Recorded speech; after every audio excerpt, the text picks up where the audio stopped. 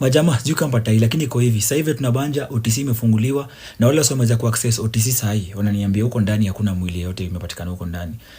So hiyo ndio news nimepata wa just. Hiyo ndio intel nimepata that wasio wamekubaliwa. Wasio tu specific wamekubaliwa kuingia ndani ya Quickmart ku verify. Hiyo information nimekuwa kitembea. Ninasemekana huko ndani ya Quickmart sasa hivi tunabanja hakuna mwili huko. Yani huko ndani hakuna atisijui nini vitu ziko swafi. Mimi nakwambia ni bulanda wa just. Ni bulanda. It's only in Kenya where they want us to believe that watu walienda wakafanya madhambi wakalut na wakaacha ID zao kwa scene of crime. Na mujue bangi za Julai huwa hazikauki. Majamaa, jana usiku nilipata information that kuna kitu fani ilikuwa inafanyika pale Quickmart nyako pale OTC. Nasikia wasol walikuwa wameingia wamevandalize hiyo super walikuwa naipona. Then kidogo mafidio kakam. Venye mafidio ilikam kwa kuwa na some form of altercation here and there na wasol walikuwa hapo. So kulikuwa na niliambiwa kulikuwa something yenye haikuwa poa but it's yet to be verified. So tunangoja gava verify utambie rada ni gani. So guys, according to your CS, kunasemekana that the thieves who looted Quickmart left their IDs behind. And so they will use the IDs to arrest them.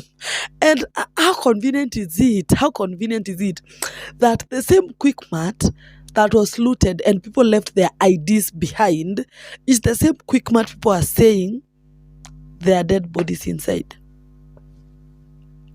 How convenient! What a coincidence! Bro, watu si wajinga bana. Watu mkiweza muona hapo chini baka akizichukua akiangalia. Wewe unakemani wa bogwa kumadhe kama kogeni. Watu si wajinga. Bro, I really would like to know how watu kutuona aje. Like huwa wanakaa hivi chini wanatuona aje. Anyway, half time.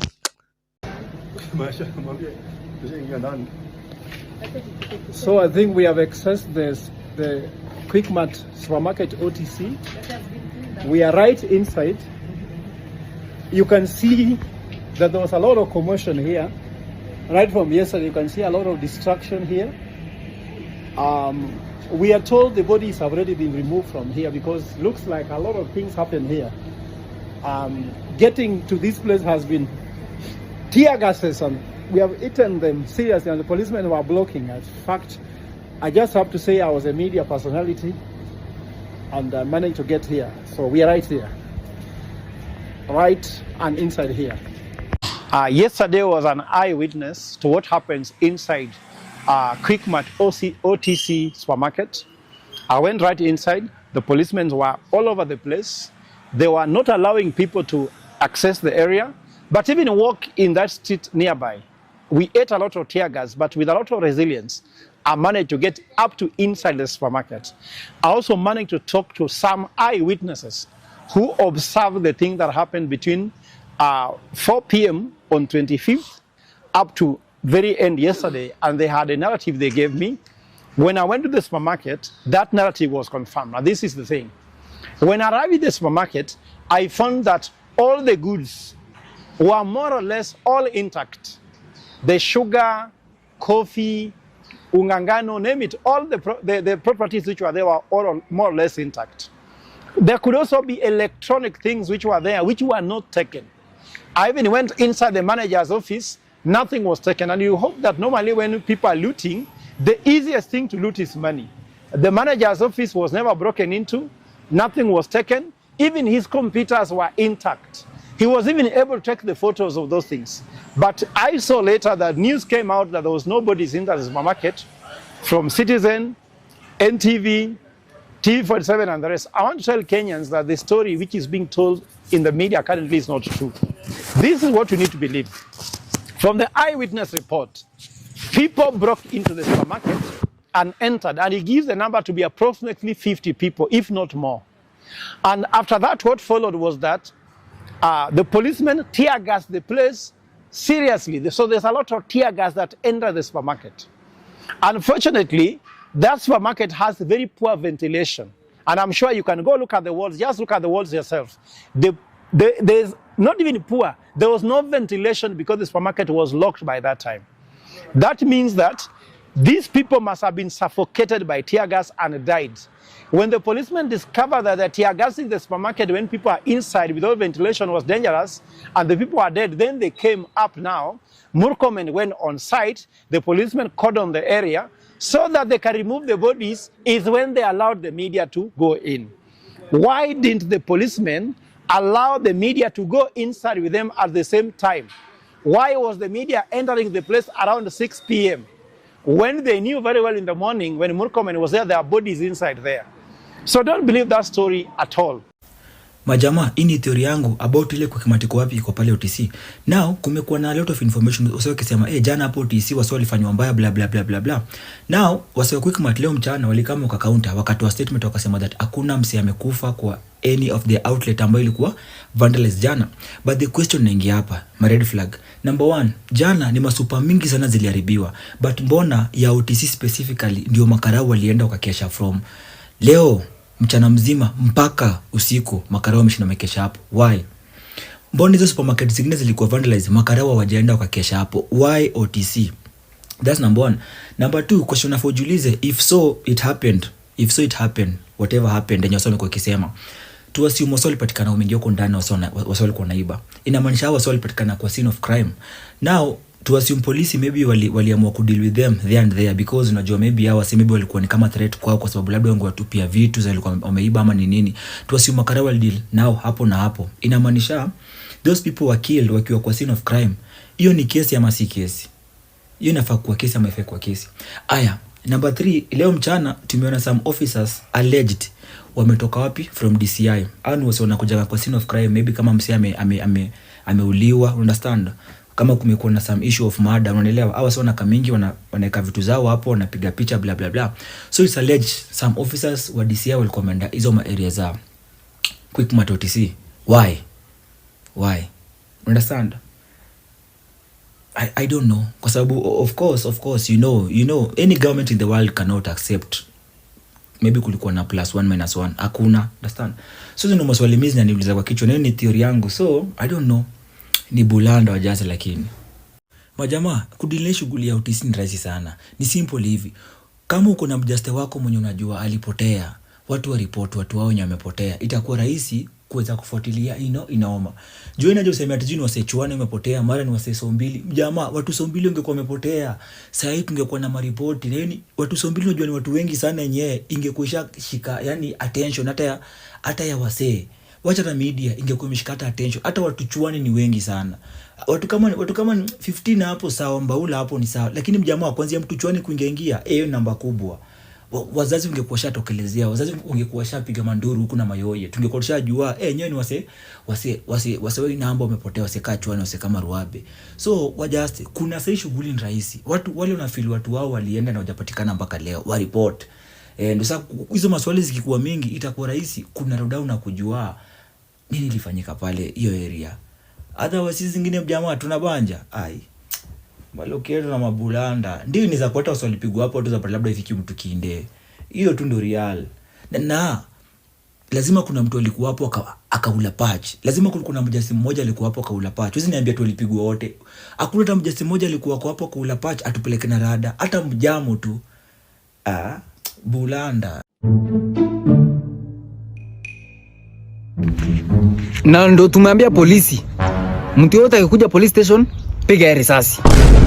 Yes. We also managed to recover 30 IDs for those who looted the supermarket. And to our police, I have your back. The government has your back. My wife has your back. My kids have your back. Our bags have your bags. Your bags have my... So, fanya kazi yako tu. Mwesh umesawa ID yako. ID yangu. Immediately they switched off the live broadcast.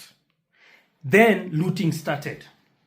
Immediately they switched off the live broadcast, the live coverage. Then looting started. Is that a coincidence? No, that is not a coincidence. How come that before they switched off the live broadcast, there was nothing like looting that was taking place? So you want to tell me that after government switched off the live broadcast, the live coverage, then looting started. Then this looting was targeting specific business people, a certain community. Why? Because they wanted to use that to justify that Gen Z is an enemy of the people. Gen Z is an enemy of business people. They wanted to use that to blame Gachagua.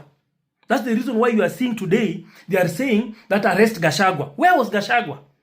When did Gachagua told Gen Z that waende waandamane? Gen Z walianza kuandamana hata kama Gachagua bado alikuwa kwa serikali. We need to be serious. I'm so shocked that we can use a strategy to destroy the business of our people, the business of our fellow Kenyans, to blame it on Gen Z. It is so unfortunate. It is so unfortunate. I am shocked and ashamed of myself for supporting this government. Why did you switch off the live coverage? Let's start from that place. Let's start from there. Why did you switch off the live coverage? Then after you have switched off the live coverage, then looting started. Because you wanted to blame it on Gen Z, you wanted to blame it on Gachagua. Because you know Gachagua now anawapeleka mbio kama baiskeli ya kuibiwa. You know very well that you cannot bribe Gen Z because they are leaderless, they are tribeless. Now you want to turn Gen Z against the public. You want you want people to see Gen Z as the enemy of progress. That's a lie. We are not going to buy that shit. We cannot buy that shit. Just tell us the reason why you switched off the live coverage. Then we will tell you, immediately you switched off the live coverage, then looting started. The goons were everywhere. Goons were beating people on the street and the police were doing nothing. You cannot turn Gachagua against Kenyans. That is too late. You cannot turn Gen Z against Kenyans. That is too late. Gen Z is the idea whose time has come and you cannot stop that. Gen Z are fighting for good governance. We cannot stop that. We cannot stop that. You have tried so many tactics. They have failed. Now you want to turn Gen Z against the public. It is not going to work. You tell Kenyans the reason why you switched off the television. I want to tell you this. The missile from Iran is covered internationally live, hitting Israel. Israel beating Iran, hitting Iran with missiles is covered live. What was so special with this one of Kenya? What was so special with Gen Z demanding for justice for those people who are killed by the police? What is so special?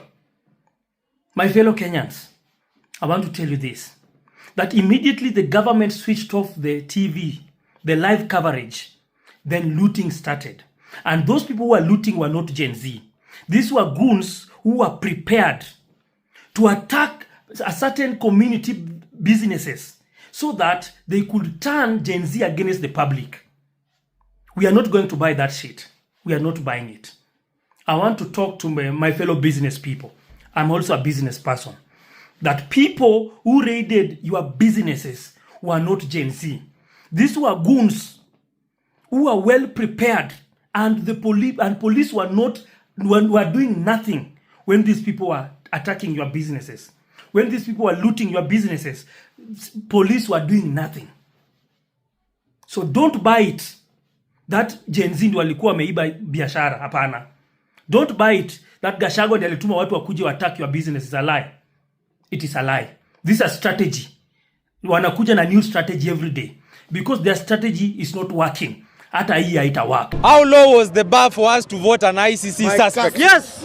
In consecutive terms, ICC suspect number 1, Uhuru. ICC suspect number 2, Ruto. Yes. I am not surprised that this government is hunting and haunting the dissenters of this regime because they are using the Moi manual. Ruto ni mtoto wa Moi. Amefunzwa na Moi siasa za kuabduct watu, siasa za kuua watu, siasa za kuintimidate watu, na siasa za kutumia vijana vibaya. Na sisi tumekataa. A man joins politics in 1992. There's bloodshed. He joins the parliament in 1997. Bloodshed. He's a major party in 2007, 2008. Bloodshed. His party's re-election is contested in 2018. Bloodshed. he becomes president in 2024, blood spills on our streets every damn day.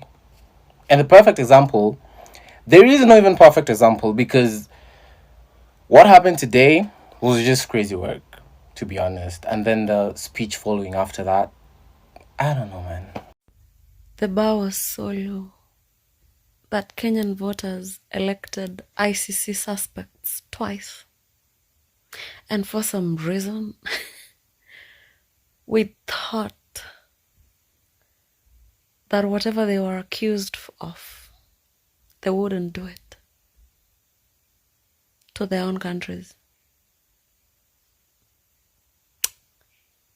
Tafakari ya baba. Ruto, makosa utafanya 2027, acha tu nikuambie mapema.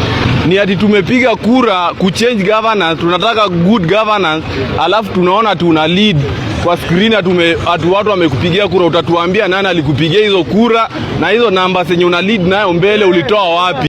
Abducting us and killing us won't stop us. Seizing the future of this nation. R.I.P. to our fallen soldiers. Yes, they knew that freedom had a price. This is our country, we're not giving up. I don't know about you guys, but as for me, any content that is not related to what is happening in my country right now, I'm scrolling past it. In solidarity for those young soldiers who have been on the battle for justice, I just, my guilt, my Kenyan guilt cannot allow me to just be comfortable in watching other content. I feel like, right now we have to be on the know of what is happening in our country from time to time. I don't know about you, but as for me, that's how I feel. Thank you. Hi Kenyans, mi sina maneno mengi. All I want to say is Ruto must go, like yesterday. Bye.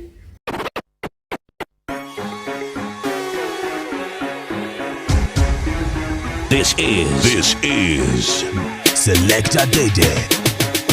Wanadhani ya bongo lala, ikikupita we bongo lala. Na walosema jana iwezi fika leo, tuko ground tunasoza. Akijikuku mewaka sana, na mabisto na chafua raja. Na walosema jana iwezi fika leo, tuko ground tunasoza. Hakuna boka, peleke shuleni watasoma. Madaktari wamegoma, hapa sani Yesu atatuponya. Wambie punde imechoka sana, farasi bado ijapatikana. Ni mandai wanagonya na mali wanaponda, unakonda wananona. Mandamano, mandamano, mandamano, mandamano, amise mandamano, mandamano.